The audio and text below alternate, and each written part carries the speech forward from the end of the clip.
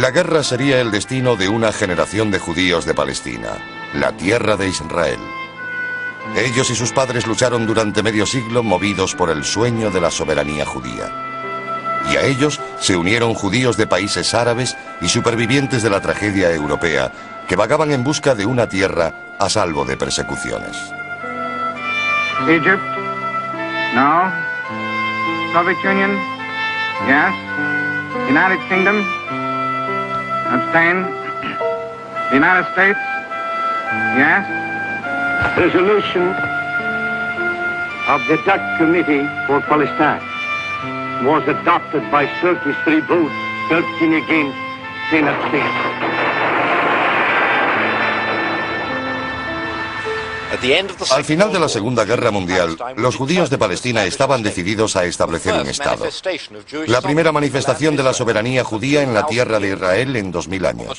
El 29 de noviembre de 1947, las Naciones Unidas votaron para establecer dos Estados, uno judío y otro árabe, en una Palestina dividida.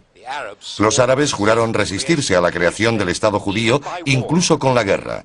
Este documental es la historia de esa guerra.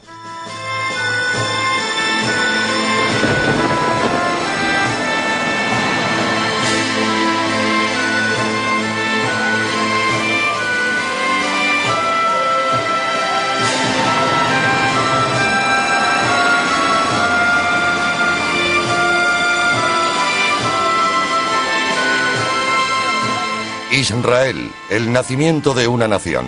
Primera parte.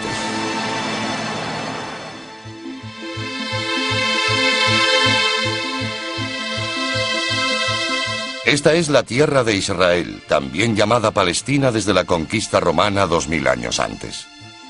Un territorio de casi 500 kilómetros de largo por 60 de ancho, por el que se ha luchado durante siglos. Y por el que se lucharía otra vez.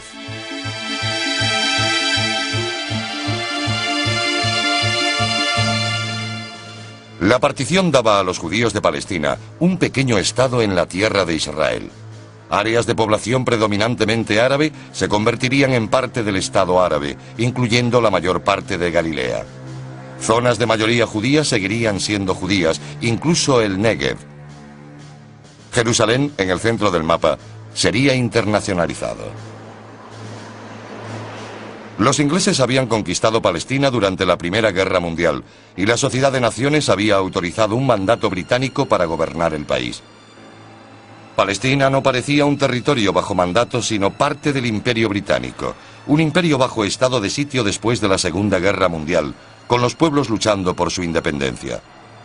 Los ingleses habían gobernado Palestina durante 30 años. Se establecieron más de 30 fuertes británicos por todo el país para controlar carreteras y cruces estratégicos. Los fuertes se construyeron en 1936 contra la revuelta árabe. En 1948, cuando los británicos preparaban la retirada, fueron escenario de cruentas batallas por su control entre árabes y judíos.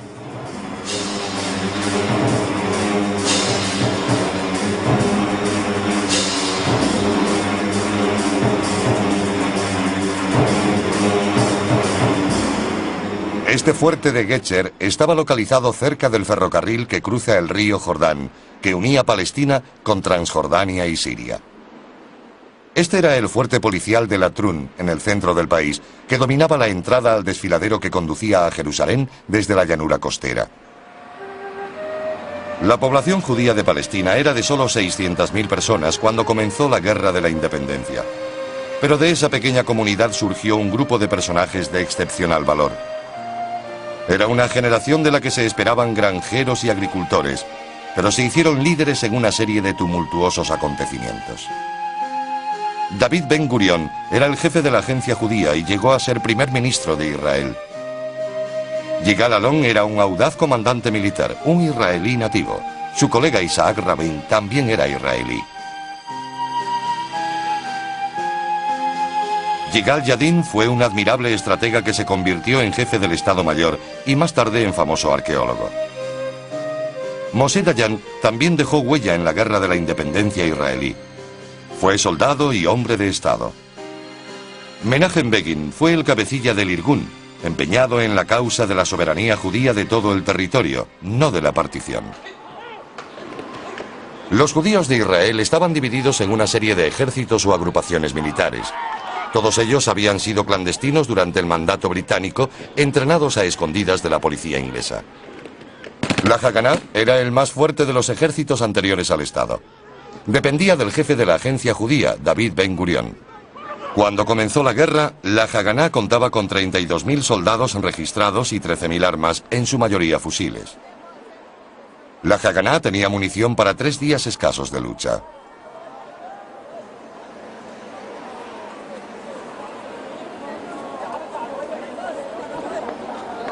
El Palmaj era una unidad de comandos de élite que reclutaba a sus miembros en las cooperativas agrícolas o kibutzim. También era parte de la Haganá, pero tenía un mando semi-independiente. En vísperas de la guerra, el Palmaj tenía 3.000 combatientes en sus filas. El Etzel o Irgun era una fuerza de extrema derecha, implicada en acciones terroristas contra británicos y árabes. Contaba con unos 2.000 hombres.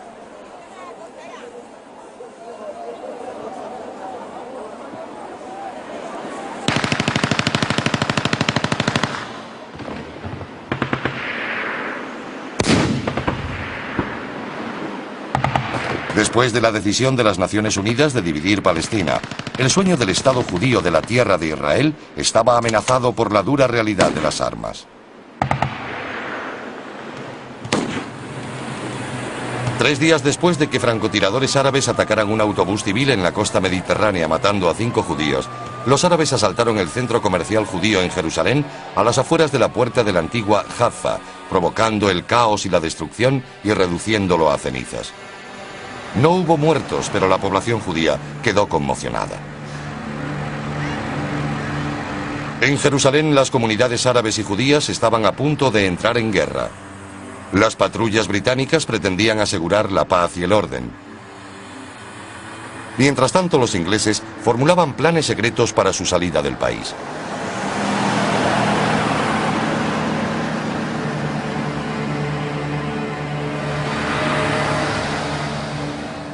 El líder de los judíos palestinos era David Ben Gurion. Era respetado y temido entre sus colegas. Ben Gurion quería luchar contra los árabes, frenar el poder del disidente Irgun y forjar una nación judía. Su visión de un Estado democrático judío y su estrategia para conseguirlo determinó la lucha de los nuevos israelíes contra sus enemigos.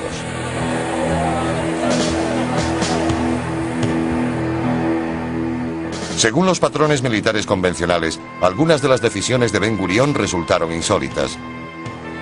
Estaba decidido a proteger Jerusalén, símbolo histórico y religioso del Estado y la nación judía, y a hacerlo contra la opinión militar.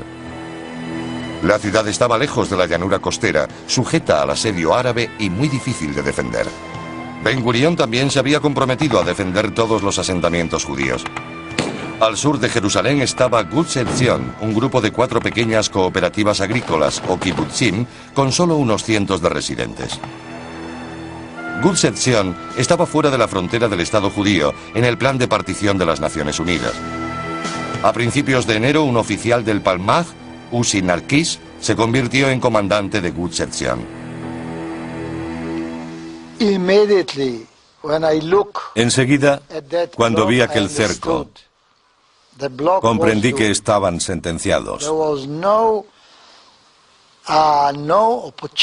No había ninguna posibilidad de que sobrevivieran los 4 pequeños kibutzim que ya estaban sitiados.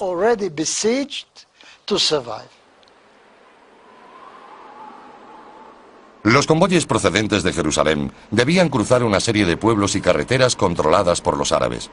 A los pocos días de la llegada de Narkis, los habitantes de los pueblos vecinos atacaron el asentamiento. Fue la mañana del 14 de enero. No creo haber visto tantos árabes en ese valle de ahí, llamado el Valle de los Bendecidos.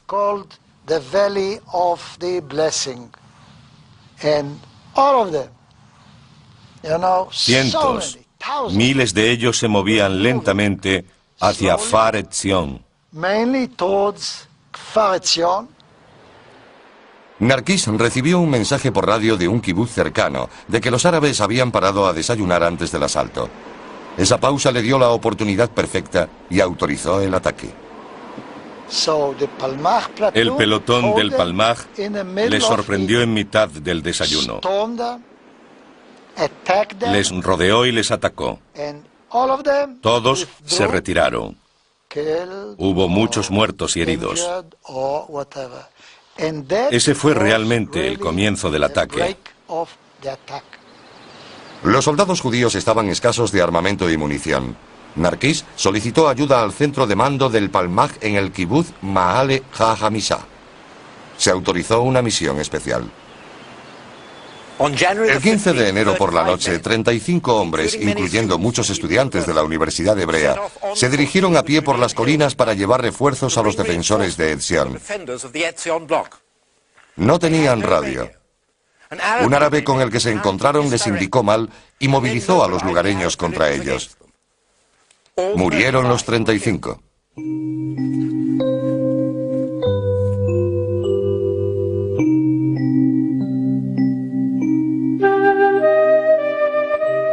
Los árabes de los pueblos limítrofes se congregaron para ver a los muertos. Estas fotografías fueron tomadas después por fuerzas israelíes. Los cuerpos estaban mutilados.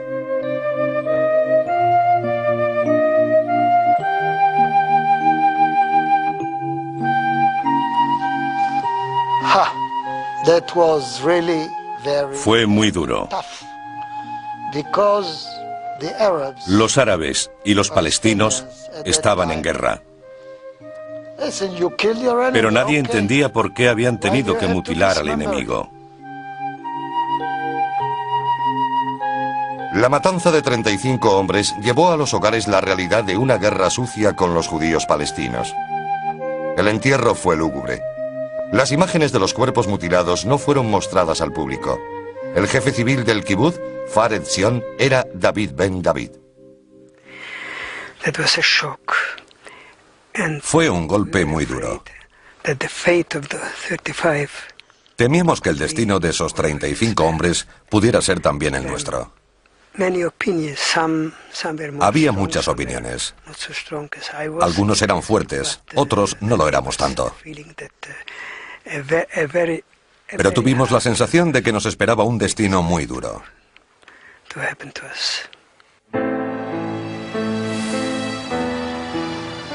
En febrero, quizá por primera y única vez, Ben Gurión autorizó una retirada de un asentamiento. Esta es la colonia juvenil de Ben Shemen, situada cerca de la ciudad árabe de Lod y fuera del Estado judío, según la partición de las Naciones Unidas.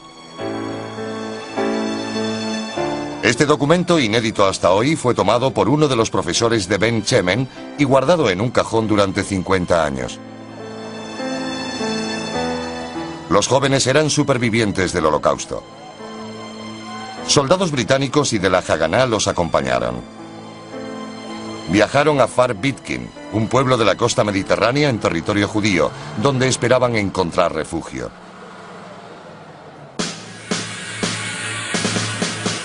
La batalla también se desarrollaba al norte del país. Las ciudades septentrionales estaban mezcladas, incluyendo judíos y árabes. Haifa, en la costa, era el principal puerto del país y seguía bajo control británico. Los ingleses usaban su poder para contener la emigración judía. Aunque la mayor parte de Galilea la ocupaban pueblos árabes, los kibutz israelíes estaban diseminados por toda la zona.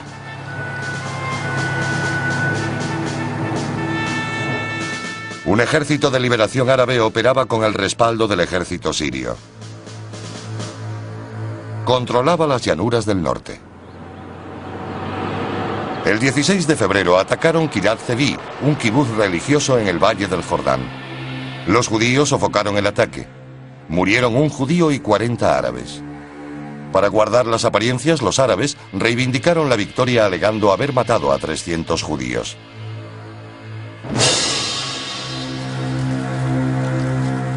En Jerusalén también había un frente abierto. El 22 de febrero hubo una gran explosión en la calle Ben Yehuda. 47 judíos murieron y 130 resultaron heridos. Los judíos se enfurecieron. Sospechaban la implicación de desertores del ejército británico que ayudaban a los árabes a colocar bombas. El 11 de marzo hubo otra explosión, esta en un edificio de la agencia judía en el centro de Jerusalén, de hecho, la sede del gobierno judío. Un antiguo empleado árabe del consulado de los Estados Unidos dejó un coche bomba en la entrada. La explosión mató a 12 judíos.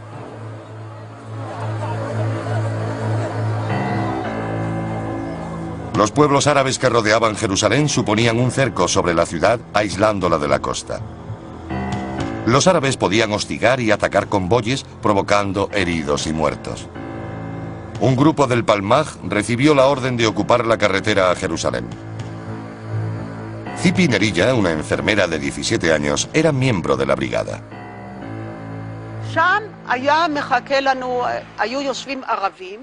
Los árabes esperaron allí, en esa colina de abetos. Habían informado a los pueblos de la zona de nuestra llegada, entre ellos a Bet Mahsur, a Saris y a otros pueblos árabes. Esperaron arriba hasta que aparecimos. Entonces bajaron hasta la carretera disparando a los neumáticos. Se convirtió en un combate cuerpo a cuerpo porque caían sobre nuestros convoyes. Cada intento era una aventura desesperada. Detuvieron a unos cuantos convoyes, saqueándolos y matando a sus ocupantes. Murieron muchos judíos. Algunos lograron pasar. El mito y la leyenda crecieron mientras se intensificaba la batalla. Un joven poeta escribió: los convoyes atraviesan la ciudad. Nuestros muertos se apilan a ambos lados de la carretera. El esqueleto de hierro está tan mudo como mi amigo Bab el-Wad. Recordad siempre nuestros nombres. Bab el-Wad, en la carretera a la ciudad.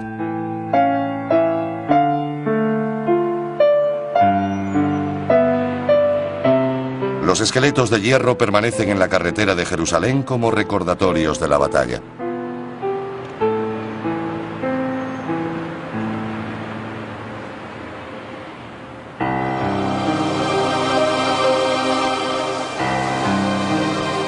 Después de la Segunda Guerra Mundial, los judíos europeos habían intentado desesperadamente entrar en Palestina, pero se veían bloqueados por las restricciones británicas.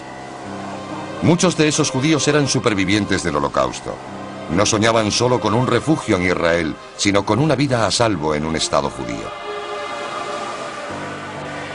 La vigilancia británica de la costa palestina era constante.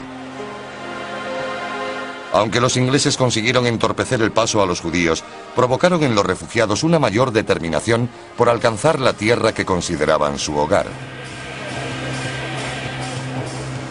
El barco de la Haganá, una Fraid, sin temor, fue uno de los que detuvieron. Sus pasajeros fueron enviados a campos de detención en la isla de Chipre, a 300 kilómetros de distancia. Sin embargo, algunos judíos europeos ya habían logrado burlar la vigilancia británica.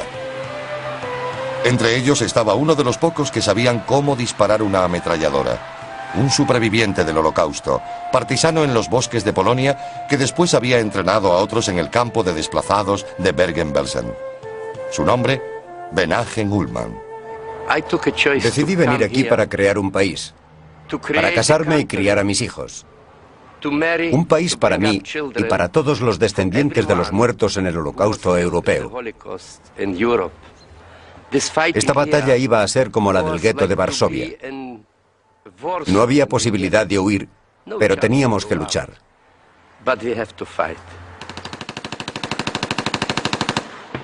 Abril de 1948 sería conocido como el mes cruel, un mes que determinaría el rumbo de la guerra.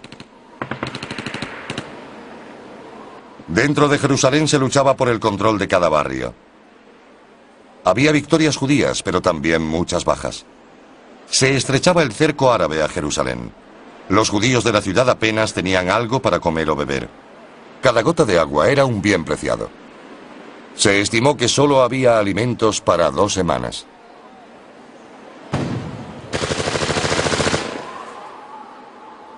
Disparaban proyectiles desde la ciudad antigua y los pueblos árabes de los alrededores. Habían ocupado zonas judías, pero no había contigüidad territorial, dificultando así la defensa. El barrio hebreo de la ciudad antigua, poblado en su mayoría por judíos, se reforzó con hombres de la Haganá y el Palmaj.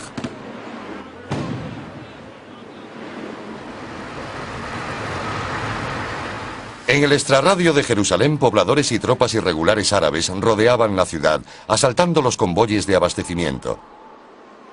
Los judíos sufrieron terribles pérdidas. Menachem Ullman fue testigo presencial. Tengo recuerdos de muertos, de vivos, de sacrificio, patriotismo, de gente unida, preparada para cualquier eventualidad.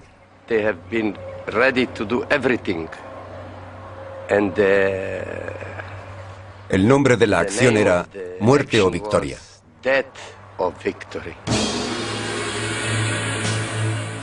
A principios de abril, el Palmaj, emplazado en las colinas, planeaba un ataque para liberar el pasillo de Jerusalén y permitir el abastecimiento a la ciudad.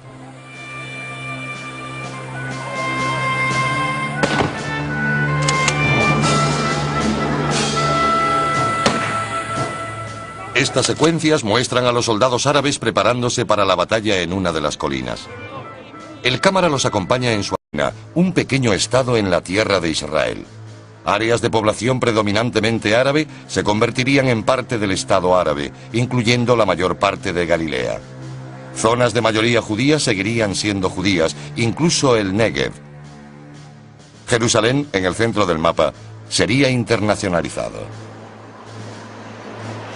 Los ingleses habían conquistado Palestina durante la Primera Guerra Mundial y la Sociedad de Naciones había autorizado un mandato británico para gobernar el país.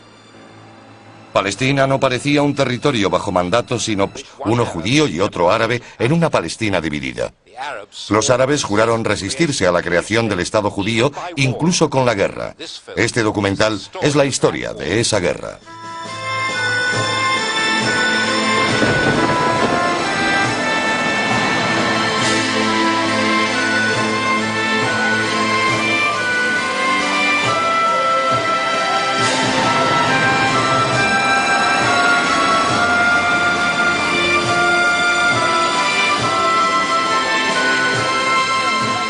Israel. The United States, yes. Resolution of the Dutch Committee for Palestine was adopted by 33 votes, 13 against, 10 abstained. Al final de la Segunda Guerra Mundial, los judíos de Palestina estaban decididos a establecer un Estado. La primera manifestación de la soberanía judía en la tierra de Israel en 2000 años. El 29 de noviembre de 1947, las Naciones Unidas votaron para establecer dos estados. El nacimiento de una nación. Primera parte.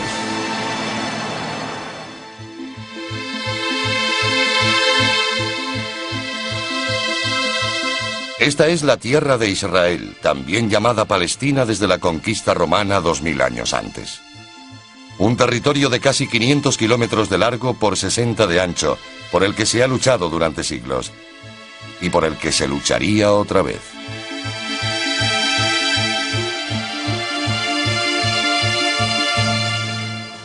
La partición daba a los judíos de Palestina la guerra sería el destino de una generación de judíos de Palestina, la tierra de Israel.